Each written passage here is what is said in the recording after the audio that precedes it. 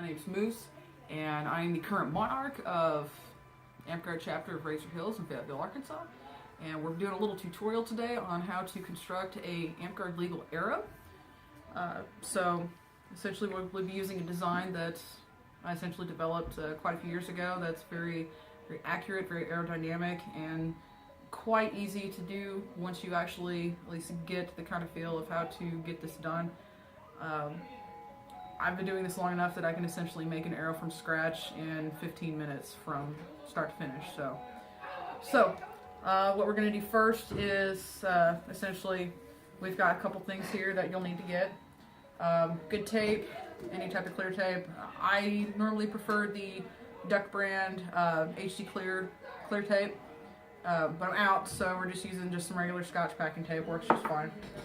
Good pair of scissors, good knife, Sharpie for marking, a sticky back foam board. These you can pick up at Hobby Lobby. I think they run about 89 cents a sheet. These are really good. They're very good multi-purpose for any type of larp weapons. A little bit of camp pad, and of course any type of foam. This is a bit of Frost King pipe insulation, which is perfectly legal for AmpGuard. And even regardless of the seam on it, it's still a very good alternative to Fun Noodles, since unfortunately Fun Noodles aren't as good as it used to be. So now, first thing what we're going to do, we're going to focus on the actual arrow shaft right here. This is just a carbon shaft that I picked up at Walmart for about $3.25 a piece. It's very basic. I've got I think those are about 2-inch fletchings on it. Of course, I would usually put about 4-inch fletchings on it just because they fly great, but this is at least good for now. These are of course made for, it's at least in the sense of somebody having a compound bow, but for using an old school recurve, longer fletchings are pretty awesome. This is a 31-inch shaft, so you can essentially, we'll be putting enough foam on there that it'll be completely legal for the game, but you'll still be able to at least get your full 28-inch draw, so you can at least get the maximum potential out of what you're shooting somebody on the field. And we always want to have maximum potential. Alright, now first thing what we're going to do, we're going to take the sticky back foam board, and we are going to measure out a length of it. So what we'll do is take a ruler. We'll do about, let's see here, since that's 31 and we need to get it about 28, we'll do about 3 inches on that. And take a Sharpie right there. We'll go ahead and mark a little area as such. Okay. And it doesn't have to be perfect, just, you know, thereabouts. Cut a little strip of it. And essentially we'll be taking this and just wrapping it around enough to where the shaft is built up to where it will fit within the 1/2-inch hole drilled into the actual pipe insulation. Now keep in mind, when you are wrapping this around the arrow shaft, it'll be the same thing for building up weapons as well, because we have a lot of players who still use golf shafts. You'll want to build it up to at least essentially be thick enough to be put in this, but you want to make sure that it's not going to be too thick or too snug or anything like that, because essentially the seam works fine in the Frost King.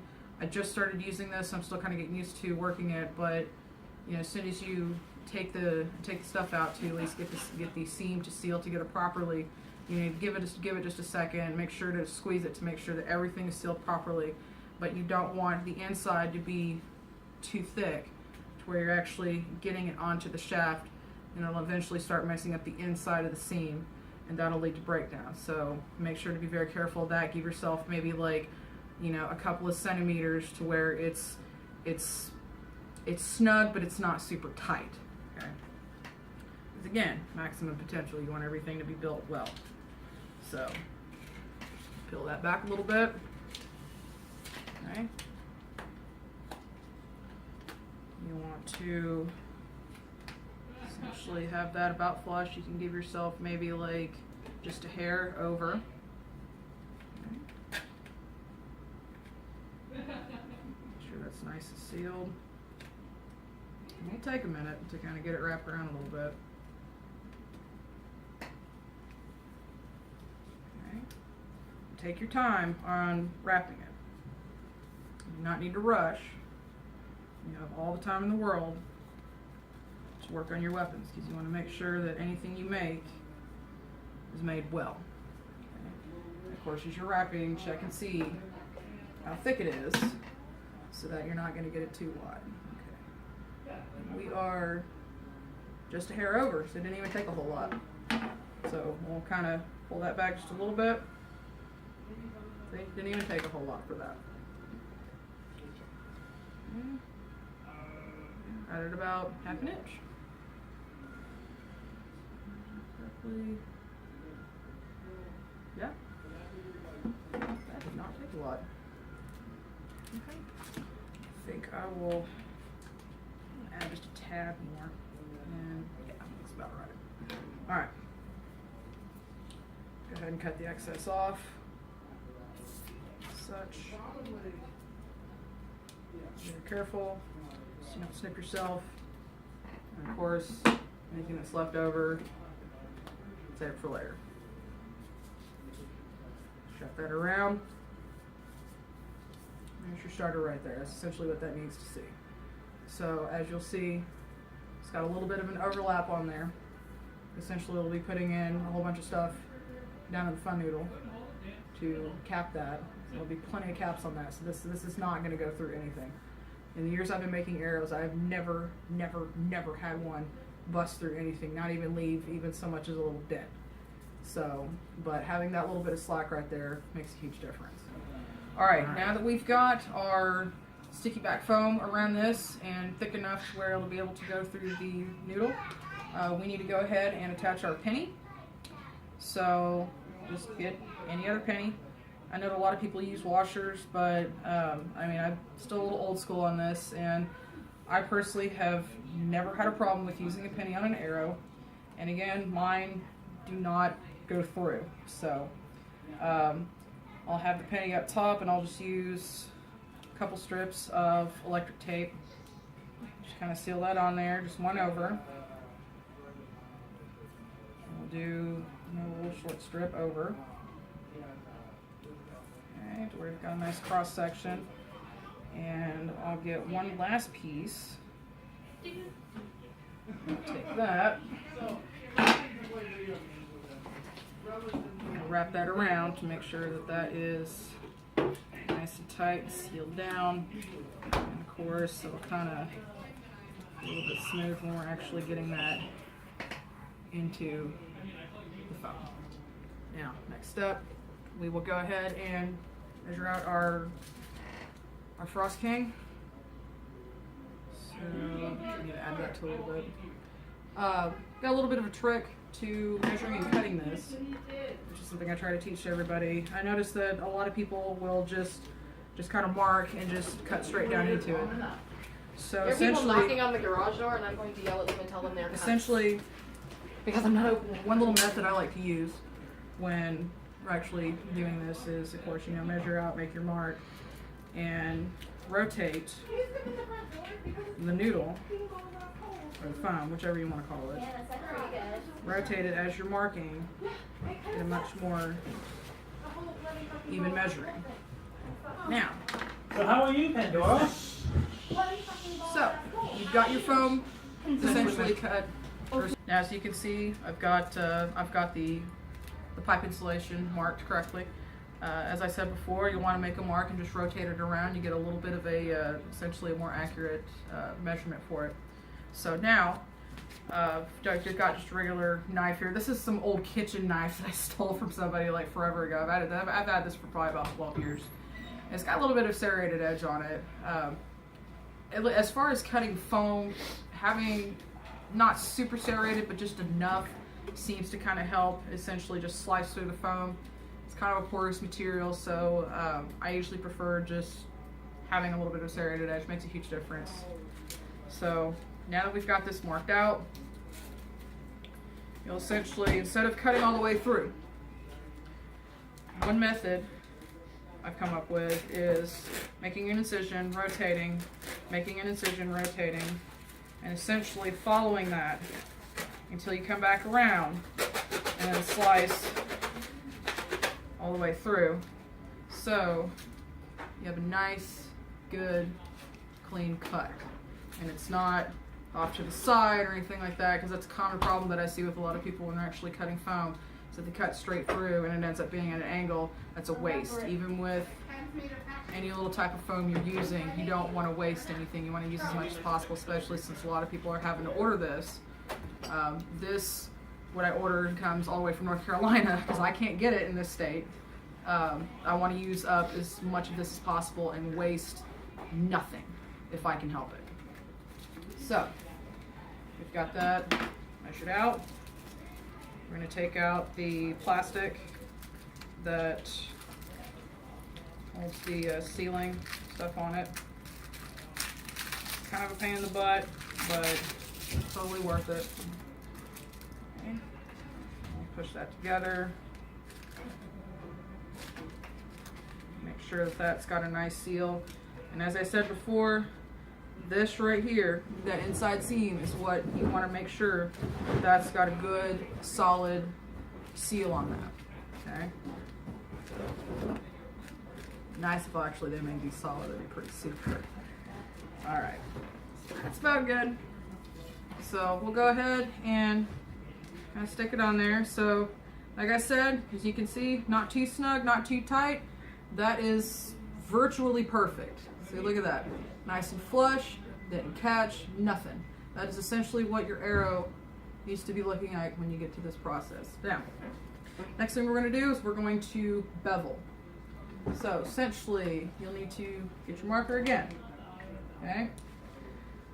For mine, I usually go about halfway up because essentially the entire arrow will be aerodynamic to where it's not going to catch anything, but I like to have that bevel on there so it flies beautifully. Makes a huge difference. So again, using the same technique as marking before when I actually originally cut foam, just going around, doing as such. Now, another thing I'm beveling. One common problem I see with people, arrows, weapons, anything, is that when you're actually doing this, is that a lot of people tend to have the knife almost pointing straight down when you're actually going to try to shave the foam off. So you can see, this is a common problem that is a huge no-no. When I'm beveling this, I have the knife, as you can see, at a much lower angle. It's almost flush to the foam. And essentially that will give me more control when I am removing foam off of this. It makes me it actually gives me a much cleaner bevel. And it doesn't take off a whole lot. So take off a little bit, you know, maybe I want to shave off a little bit more, no big deal. It's a lot better to, you know, essentially not take off enough as opposed to taking off too much, because then again, you've wasted foam that you've paid a lot of money for. So we'll have that almost flush to that. Just kind of cut it around. You can see I'm taking off a good chunk, but not a whole lot. Take your time, go slow. Rotate, keep with the line that you've marked. Okay.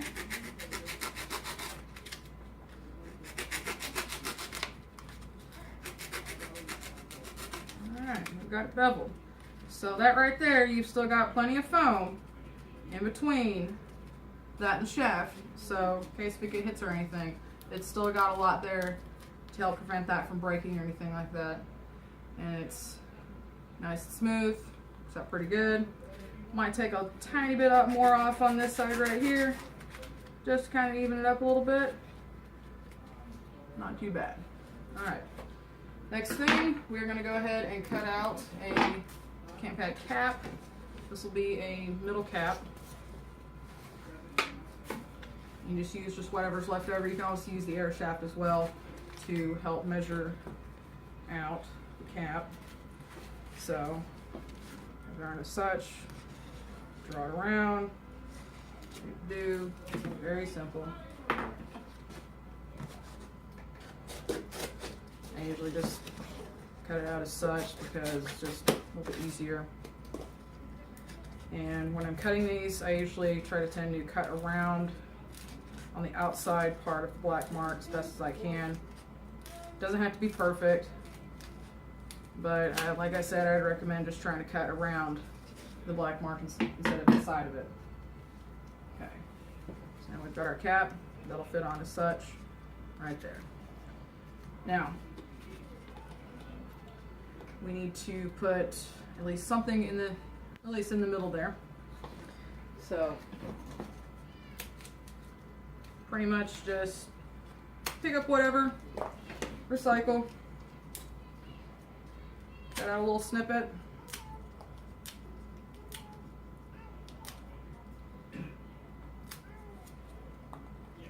Boom. Very easy. Hold in just fine. Alright. Next step. Cut out the Gamma ball. These are awesome. I wish I could buy these in a store, but I have to order these. This right here is a Gamma yard tennis ball. You can get these on Amazon. They're pretty, not too bad. You can usually get 3 packs for like about 11 bucks. It's kind of expensive, but it's worth it because these things are freaking amazing and they're reusable, even on arrows. I normally get a pack of 60 because they run about $44 for a 60 ball bag, which is an awesome deal. And of course I can sell them off for like $1 a piece, so it works out for everybody. And even if you decide to get the 3-pack, that's 6 arrows out of that.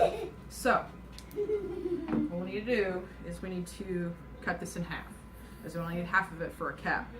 So as you can see, there is essentially a line from when it was manufactured. We use that as our guide. Same method I used as cutting the foam. After this, I'll take that, kind of saw into it a little bit. Try to follow that line as best you can. I know it's going to be a little bit crazy because it is kind of a crazy material. I keep sawing a little bit deeper every time you go around.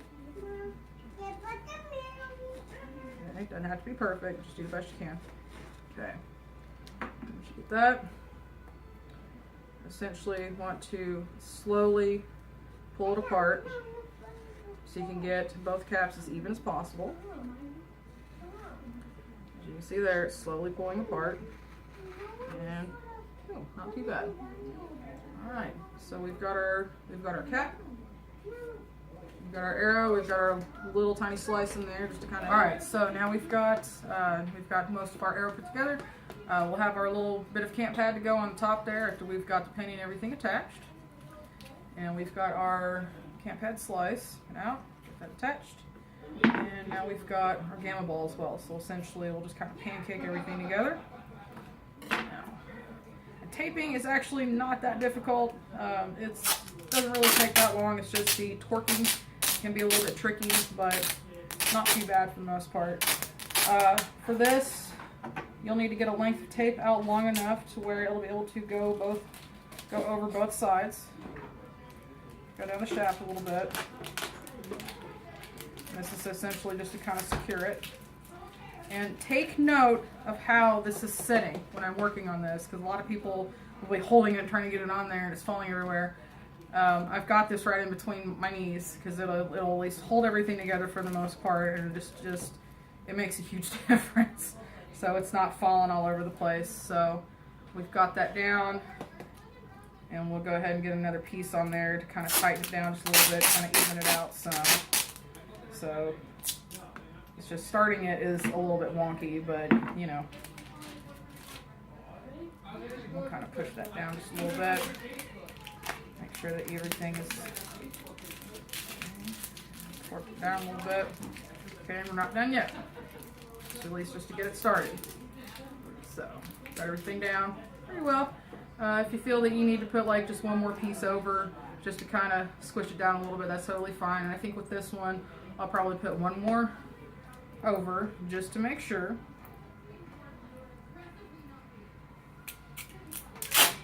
One more length.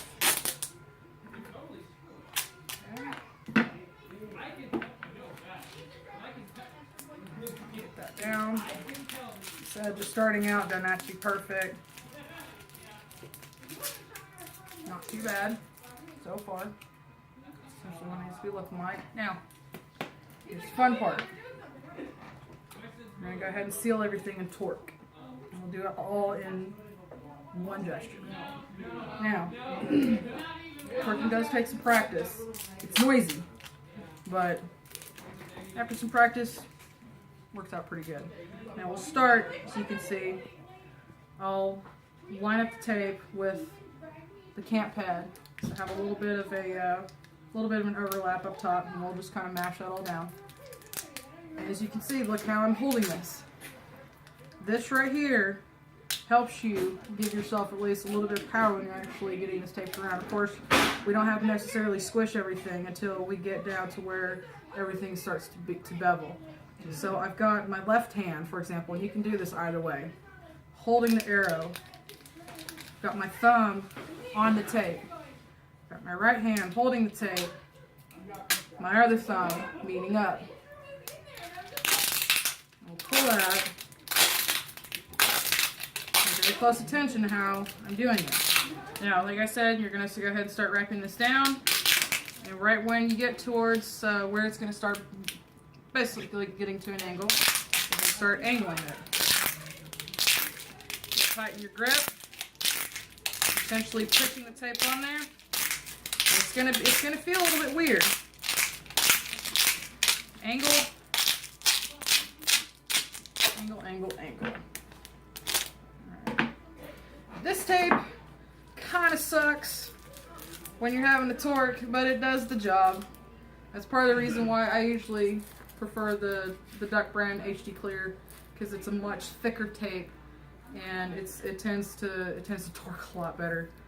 So not too shabby for the most part. I probably could have actually cinched that down a little bit, but again, that tape does kind of suck. Sometimes it does affect how things are taped, but for the most part, that's going to fly just fine. So there's a good example of how that arrow needs to look. Now we'll go ahead and do a little finisher with this. This is just something I just put on there just because I don't like having a lot of this tape exposed, and I like all my equipment to look nice and even. So we'll start with a little bit of electric tape. Go up a little bit. You don't have to be up that far. I'll probably be about halfway up. It doesn't have to be super tight.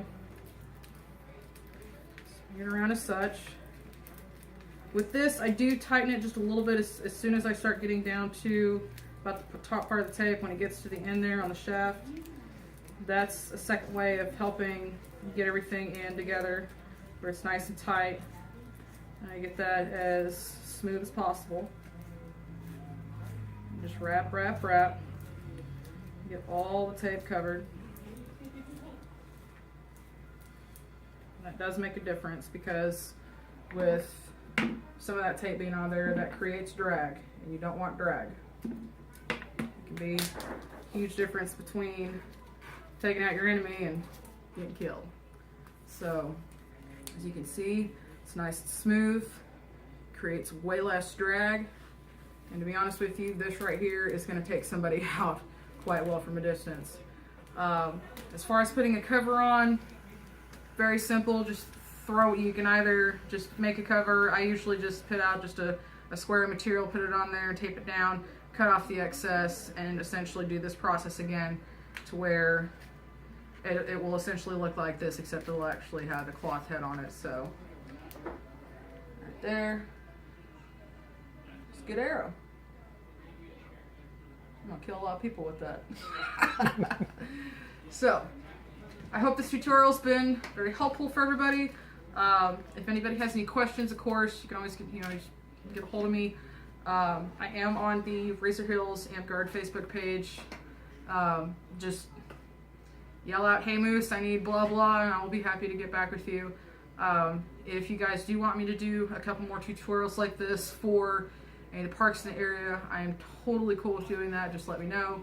But that's how you make an awesome arrow and kill people with it. Rock on. All right, we're done.